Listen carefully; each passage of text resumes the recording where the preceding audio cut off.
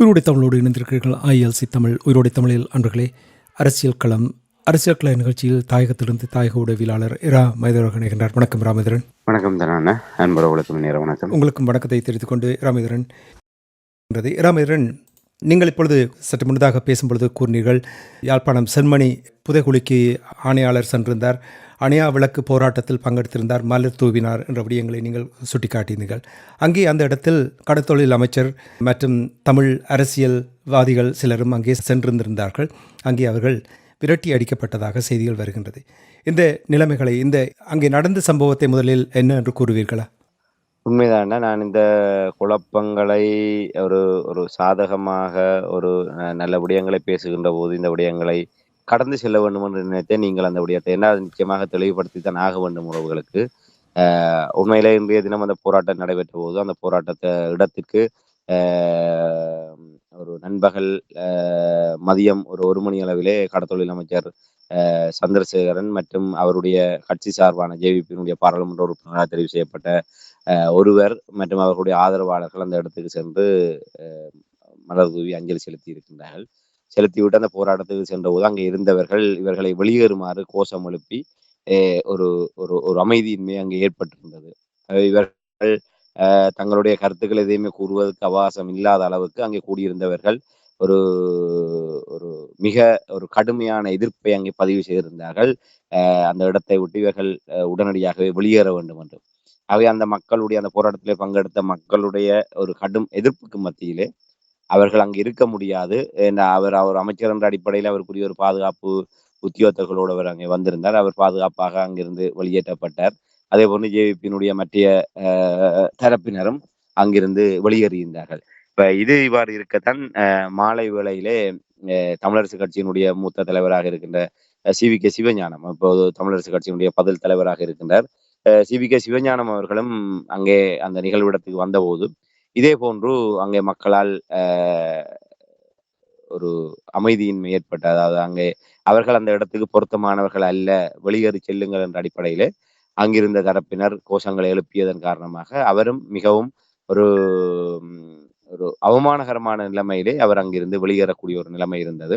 அதே போன்று சாணக்கியன் அவர்களும் அங்கே வந்து மக்களால் விரட்டி அடிக்கப்பட்டதாக செய்தி வந்தது. நான் நினைக்கின்றேன் அவர் வாகனத்தை விட்டு இறங்காமலே சிவிகே சிவஞானம் தரப்பினரோடு தான் அவர் வந்திருப்பார். சில வேளை ஏதாவது பயண தாமதங்கள் காரணமாக முன்பின் வந்திருக்கலாம் என்று நம்புகின்றேன். ஏன்னால் ஒன்றாக வந்திருந்தால் நிச்சயமாக அடுத்தடுத்து இறங்கி அவரும் ஒரு விரட்டி அடிக்கப்படுகின்ற ஒரு நிலைமை உருவாகி இருக்கும். இதுவரை அவர் நான் நினைக்கிறேன் பார்த்த அளவிலே அவருடைய வாகனம் வந்து சிவிகே சிவஞானம் அவர்களை அந்த மக்கள் விரட்டி அடித்து அந்த பிரதான வீதி வழியாக ஒரு அமைதியின்மை காணப்பட்ட சூழலை அடுத்து அவர் அங்கிருந்து நிச்சயமாக அவருக்கு தொலைபேசியில் கூட தகவல் வழங்கப்பட்டிருக்கலாம். வாகனத்திலிருந்து இறங்காமலே அவர் அங்கிருந்து சென்றதாகத்தான் பார்க்கக்கூடியதாக இருக்கின்ற. ஆகவே இந்த 3 பேரும், அதாவது ஒரு ஆளுங்கட்சியான ஜேவிபியை சேர்ந்த ஒரு அமைச்சர் மற்றும் அவருடைய சகாக்களும், தமிழரசு கட்சியினுடைய பதில் தலைவர் தமிழ் தேசிய அரசியல் ஒரு பொது மூத்தவராக இருக்கின்ற சிவிகே சிவஞானம் மற்றும் சாணக்கியன் போன்றவர்கள் அங்கிருந்து விரட்டி அடிக்கப்பட்டிருக்கின்றார்கள். ராமேந்திரன், எப்படி நீங்கள் இந்த விடயத்தை நீங்கள் கூறும்பொழுது அமைச்சராக இருக்கின்றார், அவர் எவ்வளவு தமிழ் மக்களுக்கு தேவைகளை பூர்த்தி செய்தாரோ இல்லையோ அது வேறு. அதேபோல் நீங்கள் சிவிகே சிவஞானம் தொடர்பாக கூறும்பொழுது அவரும் நீண்ட காலமாக தமிழ் அரசியல் பரப்பில் இருக்கின்றார். சாணக்கியன் தொடர்பாக கூறினீர்கள். இவர்களை அங்கே வருகை தரும் பொழுது அவமரியாதைப்படுத்தி அனுப்புவது நியாயமான ஒரு விடயமாக நீங்கள் பார்க்கிறீர்களா? எனக்கென்றால் சரியாக படுவது போல் தெரியவில்லை. நீங்கள் எவ்வாறு பார்க்கிறீர்கள்? உண்மையிலே இது ஒரு ஒரு சங்கடமான நிலைமைதான். அந்த 2 நிலை, ஒன்று போராட்ட ஏற்பாட்டாளர்களுக்கும் இதற்கும் எந்தவித சம்பந்தமும் இல்லை. போராட்ட ஏற்பாட்டாளர்கள் அனைவரையுமே அரசியல் வேறுபாடின்றி இந்த போராட்டத்துக்கு ஆதரவு தந்து வெளிச்சேர்க்குமாறுதான் அவர்கள் தொடர்ச்சியாக அறிவிப்புகளை விடுத்து கொண்டிருந்தார்கள். இந்த போராட்டத்துக்கு ஆதரவு தெரிவித்து அங்கே கூடியிருந்த மக்கள் சில தரப்பினர் தான் இந்த இவ்வாறான ஒரு செயல்பாட்டில் ஈடுபட்டார்கள். ஆகவே அதை பிள்ளை என்று சொல்லவோ சரியென்று சொல்லவோ நாங்கள் என்றால் அது 2மே மிக கடினமான விடயம். என்னால் அதிலே சில நியாயங்கள் இருக்கின்றது. அவ்வாறு நடந்து கொண்டதற்கு சில நியாயங்கள் இருக்கின்றது. என்று சந்திரசேகர் அவர்கள் விரட்டி அடிக்கப்பட்டார் என்று சொன்னால், இன்று காணாமலாக்கப்பட்டவர்களுடைய விவகாரத்துக்கு நாங்கள் வந்தவுடன் தீர்வு தருவோம் நாங்களும் அந்த காணாமலாக்கப்பட்டவர்களுடைய வலிகள் வேதனைகளை சுமந்தவர்கள் என்று ஜனாதிபதி அன்றோமர திசநாயக்க உள்ளிட்ட தரப்பினர் இன்றும் பல மேடைகளிலே முழங்கிக் கொண்டிருக்கின்றார்கள். இன்று ஆட்சிக்கு வந்து இன்று 7-8 மாதங்கள் ஆகிவிட்டது. என்ன தீர்வை கொண்டு வந்தார்கள்? ஏதாவது ஒரு இதயபூர்வமாக இந்த வலிந்து காணாமலாக்கப்பட்டவர்களுடைய விவகாரத்திலே இந்த அரசாங்கம் முன்னைய அரசாங்கங்களை விட ஒரு ஒரு ஒரு நியாயமான முறையிலே நடக்குது என்பதை நாங்கள் ஒரு எடுகோலாக எடுப்பதற்கேற்ற வகையில ஏதாவது ஒன்றை இவர்கள் செய்திருக்கின்றார்களா? இவர்களும் பழைய குருடி கதவை திறவடி என்ற கதையாக அந்த OMB என்கின்ற அந்த அலுவலகத்தை வைத்துக் கொண்டுதான் இந்த சித்து விளையாட்டுகளை காட்ட முற்படுகின்றார்கள். இதுவரை அவர் கண்துடைப்பு நடவடிக்கை தான் இவர்கள் செய்து வருகின்றார்கள். இந்த செம்மணி படுகொலை உள்ளிட்ட சகல விடயங்களிலுமே துணை நின்ற தரப்பினர் இவர்கள் தான். ஆகவே ராஜபக்சேக்களோ இல்லை மற்ற தரப்பினருடைய மட்டும் குற்றஞ்சாட்டு முடிகின்ற விடயம் இல்லை. ஆகவே பாதிக்கப்பட்ட தரப்பினர் அதிலே அமைச்சர் சந்திரசேகர் அவர்களோடு வாக்குவாதப்பட்டவரை வெளியேற்றியதிலே அந்த காணாமலாக்கப்பட்ட அவர்களுடைய உறவுகள் அதிலே இருந்ததை பார்க்கக்கூடியதாக இருந்தது. ஆகவே அவர்களுக்கு அந்த வேதனை இருக்கும், வலி இருக்கும். எத்தனை ஆண்டுகளாக ஏமாற்றப்பட்டு கொண்டிருக்கின்றார்கள். ஆக அவர்களை நாங்கள் பிழை என்று சொல்வதற்கு யாருக்கும் உரிமை இல்லை. அந்த சூழலை ஏற்படுத்துகின்றது இவர்கள் தான். மக்கள் இந்த போராட்டத்திலே இப்ப நீங்கள் கூறுகின்றீர்கள் அவர் அமைச்சர் என்று. அமைச்சர் என்று சொன்னால் என்ன செய்ய வேண்டும்? அவர் இங்கே வந்து நிற்பதனால் எந்தவித மாற்றமும் உருவாக போவதில்லை. அவர் ஒரு அமைச்சராக இருந்து கொண்டு எங்கே அழுத்தம் கொடுத்து இந்த விடயங்களுக்கு தீர்வை காண முடியுமோ அதை செய்திருந்தால் தமிழ் மக்கள் இதயபூர்வமாக அவருக்குரிய நன்றியை செலுத்தி இருப்பார்கள். ஆனால் இங்கே வந்தது ஒரு அரசியல் அறுவடைக்காக. தங்களையும் தங்கள் மீது ஆன அந்த கரைகளை வெள்ளையடிப்பு செய்து தங்களை புனிதர்களாக்கிக் கொள்வதற்காகத்தான் அந்த இடத்துக்கு வந்தார்கள். ஆகவே அவர்கள் வராமல் இருந்து செய்ய வேண்டிய இடங்கள் என்றால் அவர்களுடைய அதிகாரம் இருக்கின்றது. அதை செய்யாமல் இங்கே வந்து செய்வதனூடாக இந்த வித பயணம் இல்லை. ஆகவே அந்த விடயம் அதே போன்று CVK சிவஞானம் அவர் என்ன சாணக்கியன் வாகனத்தை விட்டு இறங்கவில்லை என்று நினைக்கிறேன். இப்ப CVK சிவஞானம் அவர்கள் விரட்டி அடிக்கப்படுகின்ற போது அங்கே பிரதானமாக ஒலித்த கோஷம் என்பது தமிழ் மக்களை அழித்தொழித்த அதுக்கு துணை நின்ற துரோகிகளோடு பதவிகளுக்காக கதிரைக்காக கூட்டு சேர்ந்தவர்களுக்கு இங்கே இடம் இல்லை. இந்த இடம் அவர்களால் கொன்று புதைக்கப்பட்டவர்களுக்கு நீதி கேட்டுத்தான் நாங்கள் இங்கே போராடி கொண்டிருக்கின்றோம். ஆகவே அவர்களோடு கதிரைக்காக கூட்டு சேர்ந்தவர்கள் எல்லாம் இந்த இடத்திலே வந்து நிற்பதற்கு தகுதி இல்லை. ஆகவே தயவு செய்து இந்த இடத்தை விட்டு வெளியேறுங்கள் என்பதுதான் அந்த எதிர்ப்பாளர்களுடைய குரலாக இருந்தது. இதத்துல இன்னொரு விடயத்தை நீங்கள் அந்த காணொளிகளை நிச்சயம் பார்க்க முடிந்தால் அவதானித்து பாருங்கள். மிக நுணுக்கமாக அந்த போராட்டத்திலே ஈடுபடுபவர்களுடைய குரல்கள் அடங்குகின்ற சந்தர்ப்பத்திலே பின்னணியிலே அந்த போராட்ட ஏற்பாட்டாளர்களுடைய ஒளிபெருக்கி அறிவிப்புகள் வெளிவந்து கொண்டிருக்கும். நாங்கள் அரசியல் பேதமின்றி சகல தரப்பினரும் எங்களுக்கான ஆதரவை வழங்குமாறு நாங்கள் கோரியிருக்கின்றோம். ஆகவே இந்த போராட்டம் என்பது சகல தரப்பினரையும் இணைத்து அரவணைத்து மேற்கொள்ளப்படுகின்ற போராட்டம்.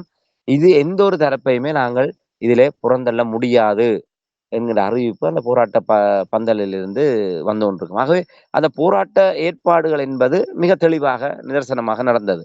ஆனால் பாதிக்கப்பட்ட தரப்பினர் தங்களுடைய ஆதங்கங்களை ஒவ்வொருவரும் வெளியிடுகின்ற போது அது இப்படியான ஒரு அசௌகரியமான ஒரு மரியாதைக்குரிய விடயமாக மாறுவது என்பது தவிர்க்க முடியாத ஒன்று. இது வேண்டும் என்று திட்டமிட்டு செய்கின்ற விடயம் அல்ல. சிலர் அரசியல் சாயம் பூச முடியும் இப்படி அந்த விடயங்களுக்கு. ஆனால் அப்படி அரசியல் சாயம் பூசி ஒதுக்கக்கூடிய விடயம் அல்ல என்பதைத்தான் நான் இந்த இடத்துல கூற முடியும். நீங்கள் கூறுவதை நான் புரிகிறேன். ஆனால் இராமேந்திரன், நீங்கள் இப்போ கூறியதை பார்க்கும் பொழுது இவர்களுடைய இந்த வருகை, அரசியல்வாதிகளுடைய வருகையே இது எப்படி அரசியல் இல்லை என்று நீங்கள் கூற முடியும்? நிச்சயமாக நாங்கள் அந்த போராட்ட பந்தலில் நீங்கள் பார்த்தீர்களானால் இதே தமிழரசு கட்சியைச் சேர்ந்த ரவிகரன் அவர்களும், பாராளுமன்ற உறுப்பினராக ரவிகரன், சிவஞானம், ஸ்ரீதரன் போன்றவர்களும் அந்த போராட்ட பந்தலில் இருந்தார்கள். அதே போன்று ஸ்ரீதரன் அவர்களுக்கு அருகாமையிலே செல்வராஜா கயேந்திரன் இருந்தார். அங்கே இந்த அரசியல் பாகுபாடும் இல்லை. அரசியல் ஆரம்ப முதல் நாள் நிகழ்விலே தமிழ் தேசிய பேரவையை சேர்ந்த பல பிரதிநிதிகள் அங்கே இடம்பெற்றிருந்தார்கள்.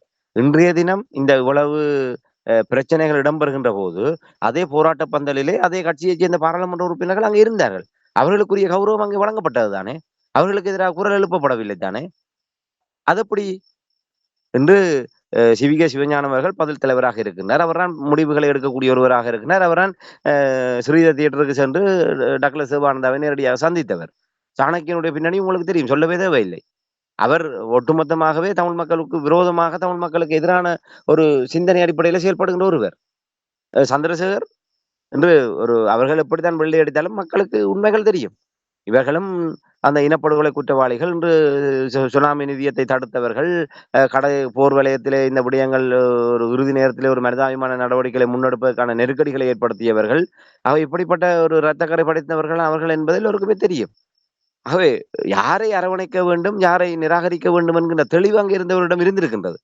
இப்ப ஸ்ரீதரன் அவர்கள் ஒரு அவரும் தமிழரசு கட்சியாக இருந்தாலும், அவ் அவர் இந்த விடயங்களுக்கு உடன்படாதவராக ஒரு தமிழ் தேசியத்தோடு தொடர்ந்து பயணிக்கக்கூடிய ஒருவராக இருக்கின்றார். ரவிகரன் அவர்கள் முல்லைத்தீவு மாவட்டத்திலே அவர் ஒரு தமிழரசு கட்சியாக இருந்தாலும், அவர் முல்லைத்தீவு மாவட்டத்திலே ஒரு பாதிக்கப்பட்ட மக்களுடைய பிரதிநிதியாக அவர் குரல் கொடுத்தவர் என்று அதுக்கான ஒரு அங்கீகாரம் கிடைத்து பாராளுமன்ற உறுப்பினராக இருக்கிறார். அந்த பாராளுமன்ற உறுப்பினரானது மட்டுமல்லாமல், அவருடைய குரல்கள் எப்போதுமே ஒரு பாதிக்கப்பட்டவர்களுடைய குரலாக ஒலித்துக் கொண்டிருக்கின்றது. ஆனால் இவர்கள் விரட்டியடிக்கப்பட்டவர்கள் அப்படி இருந்தார்களா? இல்லை. ஆகவே அந்த போராட்ட இடத்திலே அப்படி அரசியல் காரணங்களுக்காக அரசியல் தரப்பினர் அங்கே விரட்டியடிக்கப்படுகின்றார் என்றால், இவர்களும் விரட்டியடிக்கப்பட்டிருக்க வேண்டும். மற்றது அவர்கள் ஒரு ஒரு ஒரு இதில குறிப்பாக சொல்லப்படுவது சிறிதரன் தரப்பை தான் சொல்லப்படுகின்றது. சிறிதரன் தரப்பு ஆதரவாளர்கள் தான் சி.வி.கே. சிவஞானம் தரப்பினரை விரட்டியடித்ததாக. அப்படி அப்படி ஒரு அரசியல் தரப்பினுடைய ஆளுமைக்குள் அந்த விடயம் செல்கின்ற அளவுக்கு அந்த போராட்டம் ஒரு அரசியல் கட்சியால் நடத்தப்படவில்லை. ஒரு அரசியல் கட்சியினுடைய தரப்பினால் நடத்தப்படவில்லை. ஒரு மிக கட்டுக்கோப்போடு சிவில் அமைப்புகள், பாதிக்கப்பட்ட தரப்பினர் இணைந்து இந்த போராட்டத்தை முன்னெடுத்தார்கள். அதில் ஒரு ஆதரவு சக்தியாக இன்று அப்படி இந்த விடயம் ஒரு பிழையாக வழிநடத்தப்படுமாக இருந்தால், அங்கு இருந்தவர்களிடையே ஒரு முரண்பாடு ஏற்பட்டிருக்கும். ஒரு குழப்பம் ஏற்பட்டிருக்கும். ஆனால் அந்த விடயம் அந்த அந்த அந்த சூழலுக்கு போராட்ட இடத்துக்கு வெளியே அவர்கள் விரட்டியடிக்கப்படுகின்ற போது, அங்கே நின்ற பெரும்பாலானவர்கள் அதை ஆமோதிக்கின்ற நிலை இருந்தது. இவர்கள் அந்த இடத்துக்கு பொருத்தமானவர்கள் இல்லை. இன்று இந்த செம்மணி விடயத்திலே அங்கே அந்த சோதனைச் சாவடியிலே நடந்த அத்தனை கொடுமைகளுக்கும், அப்போது இந்த இலங்கை அரசாங்கத்தோடும், இலங்கை அரச படைகளோடும் ஒட்டுக்குழுவாக இருந்த ஈபிடிபிக்கு தொடர்பில்லை என்று சொல்லிவிட முடியுமா? டக்ளஸ் தேவானந்தாவுக்கு தொடர்பில்லை என்று சொல்லிவிட முடியுமா? இதே ஸ்ரீதரன் பாராளுமன்றத்திலே பேசியிருக்கின்றார். தீபகத்திலே இருக்கிற புதைகுழிக்கும் டக்ளஸ் தேவானந்தாவுக்கும் தொடர்பு இருக்கின்றது, உடனடியாக அவரை விசாரணை செய்யுங்கள் என்று. ஏன்னால் டென்சில் கொப்பை கொடுவாவோடு இணைந்து அந்த இளைஞர்கள் கைது செய்யப்பட்டு விசாரணைக்கு அழைத்துச் செல்லப்பட்டு படுகொலை செய்யப்பட்ட சம்பவங்களில் இவரும் ஒரு ஆளாக அந்த இடத்திலே பிரசன்னமாக இருந்தார் என்று சாட்சியங்கள் இருப்பதாக ஸ்ரீதரன் அவர்கள் கூறுகின்றார். அப்படிப்பட்ட ஒரு தரப்போடு நீங்கள் பதவிக்காக கூட்டு சேர்ந்து விட்டு, அந்த தரப்பினரால் இழைக்கப்பட்ட ஒரு அநீதிக்கு நீதி கேட்டு நீங்கள் வருகின்றீர்கள் என்று சொன்னால், அப்ப இரட்டை வேடம் தானே? அதை அந்த இடத்திலே வெளிப்படுத்துவதில் என்ன தவறு இருக்கின்றது? இது அரசியலுக்காக அல்ல. அவர்கள் வரித்துக் கொண்ட நிலைப்பாட்டுக்காக அங்கே இருந்தவர்களினால் அப்படியான ஒரு எதிர்ப்பு காட்டப்பட்டிருக்கின்றது என்பதைத்தான் நான் இந்த இடத்திலே பதிவு செய்ய முடியும். ஆனால் நீங்கள் கூறுவது எனக்கு புரிகிறது. ஆனால் இன்னும் ஒரு விடயம் இருக்கின்றது. என்னவென்றால், இப்போ உங்களுக்கு தெரியும், 2009க்கு பின்னர் மக்களுடைய பங்களிப்பு, பொது நிகழ்வுகளில் பங்கெடுப்பது, அவர்களிடம் ஒரு தயக்கம் இருக்கின்றது. இனி தமிழர் தாயகத்திலிருந்து நிறைய எங்களுடைய இளையவர்கள் வெளியேறுகின்ற நிலைமைகள் எல்லாம் நடைபெற்று கொண்டிருக்கிறது. மக்களிடையே ஒரு உணர்வு ஒன்று இருக்கின்றது. இவ்வாறான நிகழ்வுகளுக்கு சென்றால் அங்கே இவ்வாறான குழப்பங்களை ஏற்படுத்தும் பொழுது தங்களால் அதை ஏற்றுக்கொள்ள முடியாமல் இருக்கின்ற என்று சிலர் கூறி, இப்படியான நிகழ்வுகளில் பங்கெடுப்பதில் ஆர்வம் இல்லாமல் போய்விட வாய்ப்புகள் ஏற்படுத்தும். அப்படி என்றால் இது இன்னும் உங்கள் தமிழ் தரப்பை பொறுத்த மட்டும் கவனிப்பு போராட்டங்கள் நிச்சயமாக தேவை. இப்போ பாருங்கள், இன்று ஆணையாளர் வந்த பொழுது அவர் அங்கே வந்து பார்ப்பதற்கு இந்த கவனிப்பு போராட்டம் இருந்தது பெரிய ஒரு வழிவகுத்திருக்கின்றது. அவை இவ்வாறு இவர்கள் நடந்தால் இந்த ஆர்வம் இல்லாமல் போகின்ற ஒரு ஆபத்தும் ஏற்படக்கூடிய வாய்ப்புகள் இருக்கும் இல்லையா ராமேந்திரன்? நிச்சயமாக நான் அந்த கருத்தை ஏற்றுக்கொள்ள முடியாது என்றால், நான் இதற்கு சற்று முன்னர் கூறியதுதான் இதுக்கான பதிலாக இருக்கும். பெரும்பாலானவர்கள் உண்மையிலே அது போராட்ட ஏற்பாட்டாளர்களுக்கு அது ஒரு சங்கடத்தை ஏற்படுத்தக்கூடிய ஒரு நிகழ்வாகத்தான் அது இருக்கும். ஆனால் பெரும்பாலான மக்கள் நான் கூறியதை போன்று எல்லோரிடமும் அந்த கோபம் இருப்பதை பார்க்கக்கூடியதாக இருக்கின்றது. அந்த போராட்டத்துக்கு பின்னர் என்று பல இடங்களிலே பலரை சந்திக்கின்ற போது அவர்கள் அதை நியாயப்படுத்தி கதைப்பதை நாங்கள் பார்க்கக்கூடியதாக இருக்கின்றது. இவங்களுக்கு இது தேவைதான், இவங்கள் போய் பதவிக்காண்டியும் எல்லாத்துக்கும் போய் அவங்களோட நிற்பாங்க. அப்படி இருக்க இவங்களை எல்லாம் ஒரு மனுஷரா வந்து அந்த இடத்துல வந்து இவங்க நாடகம் ஆடுறாங்க. அவங்களோட பதவிக்காக 5 வருஷம் அவங்களோட சேர்ந்து கூட்டு சேர்ந்துட்டு இப்ப இதுக்கு வந்து என்ன நீதி கேட்க போறாங்க. அப்ப இவங்களை அடிச்சு கலைச்சல தப்பு இல்லை. இப்படி ஜனம் கதைக்குது. அதாவது அந்த போராட்ட இடத்துல இல்லாத மக்கள் செய்தியினூடாக அறிந்து பெரும்பாலானவர்கள் அதை அதாவது ஒரு நாகரீக கண்ணோட்டத்துல பார்ப்பவர்கள்லாம் அவர் பாவம் அவருடைய வயசுக்காவது மதிப்பு கொடுத்துருக்கணும் என்ற ஒரு பிரதாபத்தை வெளிப்படுத்தினமே தவிர, கணிசமானவர்கள் அதை ஏற்றுக்கொள்கின்ற ஒரு நிலைமைதான் இருக்கு. ஆகவே மக்கள் எப்போதுமே இதை விட எத்தனையோ வந்து முள்ளிவாய்க்கால் நினைவேந்தல்ல சம்பந்தன் அவர்கள் விரட்டி அடிக்கப்பட்ட அவர் அந்த ஒரு பாதிக்கப்பட்ட மக்களினால் மிக ஒரு ஆக்ரோஷமாக அவருக்கு எதிராக பேசி அவரை அங்கே அவமரியாதைப்படுத்தப்பட்ட சம்பவம் எல்லாம் இடம்பெற்றது. அதற்காக ஒவ்வொரு வருடம் முள்ளிவாய்க்காலில் மக்கள் கூடாமல் இருக்கின்றார்களா? இந்த விடயத்தை சீர்தூக்கி பார்த்து பகுத்தறிந்து பார்க்கின்ற தன்மை மக்களிடம் இருக்கின்றது. அது அது ஏற்பாட்டாளர்களுடைய தவறாகவும் அல்லாமல் அந்த இடத்திலிருந்து அந்த சூழ்நிலையிலே அது சரியாகப்பட்டது. அது நடந்திருக்கின்றது.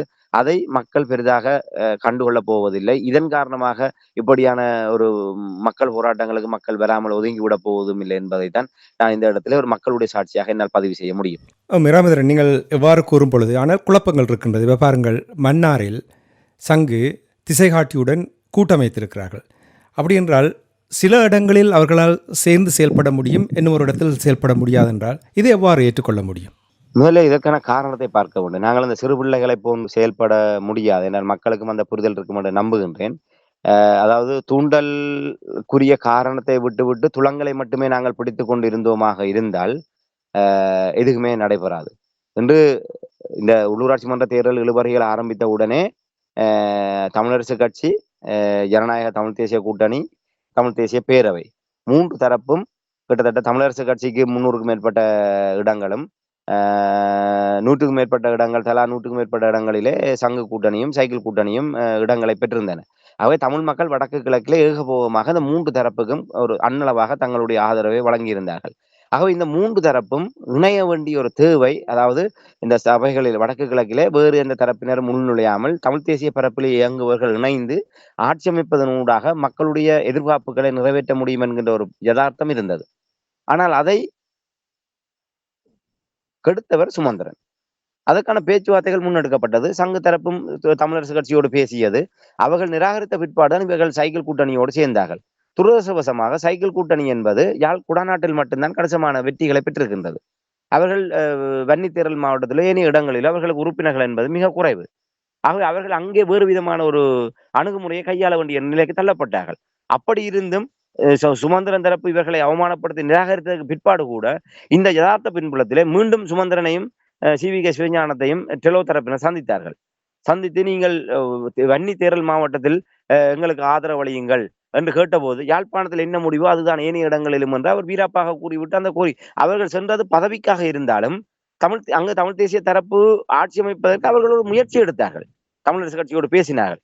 ஆகவே யாழ்ப்பாணத்திலும் மற்ற இடங்களிலுமே தமிழரசு கட்சி சுமந்திரன் தரப்பினுடைய ஒரு நிகழ்ச்சி நிரல் காரணமாக அந்த இணக்கப்பாடு சாத்தியப்படாத பட்சத்தில் தான் வேறு வழி இல்லை. என்ன செய்வது? இருக்கின்ற அங்கே தமிழ் தேசிய பரப்பிலே வேறு தரப்பினர் இல்லை. ஆகவே ஒரு பெரும்பான்மையான இடங்களை பெற்ற தரப்பு ஆட்சி அமைப்பதற்கு இணங்கி வருகின்ற தரப்பினரோடு அவர்கள் ஆட்சி அமைத்திருக்கின்றார்கள். இது கொள்கை கூட்டணி அல்லவே. டக்ளஸ் தேவானந்தாவை இவர்கள் சந்தித்தது என்பது அது மிகப்பெரிய ஒரு பாரதூரமான விடயம். அவர்களுடைய இடத்துக்கு சென்று சந்தித்து அவருடைய ஆதரவை கேட்டு ஆட்சி அமைத்தது என்பது மிகப்பெரிய வரலாற்று தவறு. ஆனால் சங்கு சைக்கிள் கூட்டணி என்பது ஒரு கொள்கை இணக்க, அதை அவர்கள் பின்பற்றுகின்றார்களா இல்லையா என்பதை காலம்தான் பதில் சொல்ல வேண்டும். ஆனால் ஒரு பொதுமக்கள் முன்னிலையிலே ஒரு பொதுவான கொள்கை உடன்பாட்டின் அடிப்படையில் அவர்கள் இணைந்திருக்கின்றார்கள். அதே போன்று மற்ற இடங்களிலே அவர்கள் ஒரு ஆட்சி அமைப்பதற்கான ஆதரவை தான் கோரியிருக்கின்றார்களே தவிர சங்கு சைக்கிள் கூட்டணியை போன்று ஒரு கொள்கை உடன்பாடு காணவில்லை. இல்லை தமிழரசை போன்று பதவிகளுக்காக நேரடியாக அவரிடம் சென்ற ஆதரவு கேட்கின்ற நிலைமை இல்லை. தவிர்க்க முடியாமல் இருக்கின்ற ஒரே தெரிவு இதுதான். இதற்காக சபையை விட்டு கொடுக்க முடியுமா? இல்லை அவர்கள் பின்வாங்கினால் என்ன நடைபெறும்? இல்லை அவர்கள் நேரடியாக ஆட்சி அமைப்பார்கள். ஆக இவர்கள் தாங்கள் பெரும்பான்மையாக இருந்து கொண்டு அதிலே இருக்கின்ற சில இடங்களில் வன்னித்தேரல் மாவட்டத்திலே ஐக்கிய மக்கள் சக்தி ரிசார்ட் பதிவுதியின் தரப்பினரோடும் ஏனைய தரப்பினரோடும் இணைந்து ஆட்சி அமைத்திருக்கின்றனர். இன்று தமிழரசு கட்சி வவுனியா மாவட்டத்தை பொறுத்தவரையிலே தமிழரசு கட்சி வேறு வழி இல்லாமல் சங்கு சைக்கிள் கூட்டணியோடு இணைந்து ஏனைய ஐக்கிய மக்கள் சக்தி மற்றும் வேறு தரப்பினரை இணைத்து கொண்டு அங்கே சபைகளிலே ஆட்சி அமைக்கின்ற நிலைமை உருவாகி இருக்கின்றது. ஆகவே அதை எப்படி நாங்கள் பார்க்க முடியும்? ஆகவே இந்த இடத்திலே நாங்கள் அதையும் இதையும் ஒப்பிட்டு பார்க்க முடியாது. இன்று சங்கு கூட்டணியிலே சந்திரகுமார் இருக்கின்றார். அவர்கள் ஏற்கனவே டக்ளஸ் தேவானந்தாவுக்கு அழைப்பு விட்டவர்கள். இன்று மக்கள் அதை கடந்து இன்று சங்கு கூட்டணியும் சைக்கிள் கூட்டணியும் ஒரு கொள்கை அடிப்படையிலே இணைந்ததை மக்கள் வரவேற்கின்றார்கள். என்றால் அவர்கள் ஒரு கொள்கை அடிப்படையிலே இணைந்திருக்கின்றார்கள். ஆகவே அதை மக்கள் வரவேற்கின்றார்கள். இவர்கள் தமிழினத்தை விட்டு பிழைத்து தமிழ் நீங்கள் டக்ளஸ் தேவானந்தாவோடு சேர்ந்து நின்று கொண்டு தமிழ் மக்களுடைய எமது பார்வையாளர்களுக்கு வணக்கம். மக்களின் குரலாய் ஓங்கி ஒலிக்கும் இலக்கு மின்னிதழ் மற்றும் உயிரோடை தமிழ் வானொலி ஆகிய இவ்விரு ஊடகங்களும் உங்களைப் போன்ற எமது நேயர்கள் நண்பர்களின் ஆதரவிலேயே இயங்கி வருகின்றன. மிக குறைந்த வளங்களுடன் பல இடர்கள் மற்றும் தடைகளை தாண்டி பயணிக்கும் எமது ஊடகங்களின் பணிகள் மேலும் வளர உங்களால் முடிந்த நிதியுதவியை வழங்கி இன்னும் காத்திரமான செயற்பாடுகளை முன்னெடுக்க உதவுமாறு மிகவும் பணிவன்புடன் வேண்டி நிற்கின்றோம். உங்கள் பங்களிப்பு உங்களின் உரிமை குரலாய் ஓங்கி ஒலிக்கும். நன்றி.